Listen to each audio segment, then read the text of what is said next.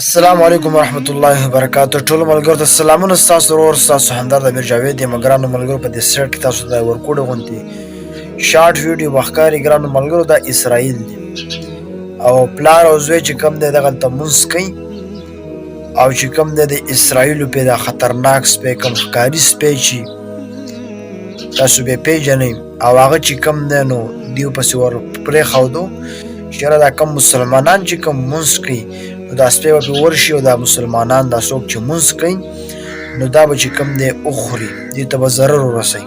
تاسو د سیټ کې ښکاري. ګرانو ملګرو، لاول خو دا ویډیو د ثواب په نیت د خپلو ملګرو سره شیر کړئ چې خلکو ته ورسي. ګرانو ملګرو، زموږ ستاسو لپاره په دې کې ډېر لوی عبرت دی. دا سپی ورغلی دی، تاسو ته ښکاري، غوبه غوبه ورته کوي، لیکن د سپي ته هم پته ولګي. الله دې ته هر څه ښودلي، دې ته پته هم ده، نو دا سپی ورسره پخپله چې کوم دی سر ښکته کړي او خلک حیران شي.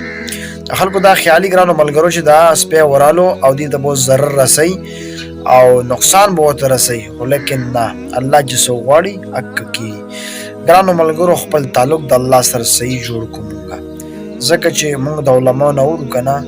عمر رضی الله عنه که ابوبکر صدیق رضی الله عنه داسې چې کوم دی نو یو ځنګل ته ورغلل او په هغه ځنګل کې اواز وکړو چې ای زمرو، مونږ نه لار بېدرکه شوې ده او مونږ ته لار وښایي که نه.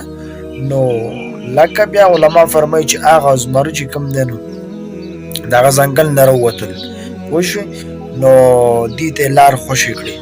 ګرانو ملګرو، چې ډېر روایت راځي او مونږ تاسو له پکار دي چې په خپل الله باندې پوره بروسه او توکل ساتو.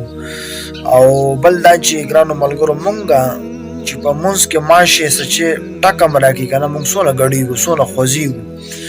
نو د دې وجې نه ګرانو ملګرو، دغه ویډیو تاسو وکته، دا د ثواب په نیت شیر کړئ او چې کوم دی نو الله خوشحاله وبال لرئ چې په هر ځای کې د لوی الله په امان.